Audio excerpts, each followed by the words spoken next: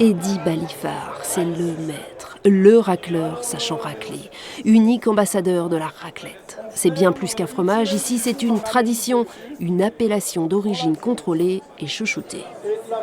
Dans notre fromage, il y a toutes les plantes médicinales du monde. C'est donc tout naturellement qu'il est devenu la caution de tout un pays. Sans lui, pas de technologie.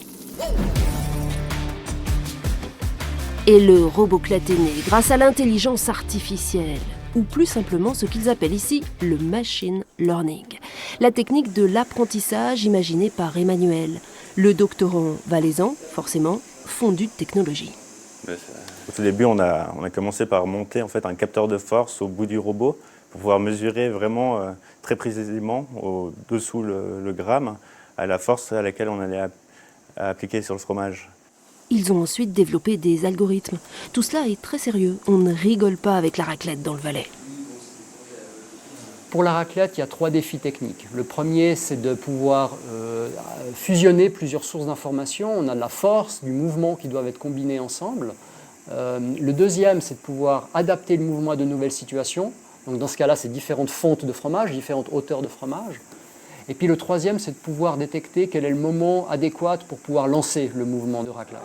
Et parole d'expert, ce n'est pas si simple la collaboration homme-robot. Apprendre à un être vivant, c'est facile. À mon fils, j'ai appris à racler, à mon beau-fils aussi. Mais quand vous avez un bras qui fait 15 kilos dans les mains, c'est encore un autre défi. Et voilà comment le robot racleur de fromage est devenu le sujet de recherche le plus insolite de la planète. Des centaines de milliers de vues sur les réseaux sociaux et surtout un passage dans le plus grand salon annuel de l'électronique. Et le Roboclette, cela coule douce à Las Vegas.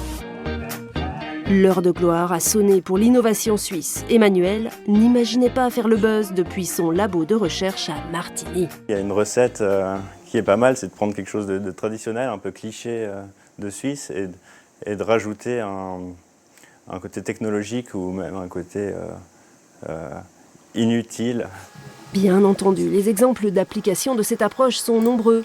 L'aide aux personnes handicapées, par exemple, car le Roboclette restera un formidable outil de communication.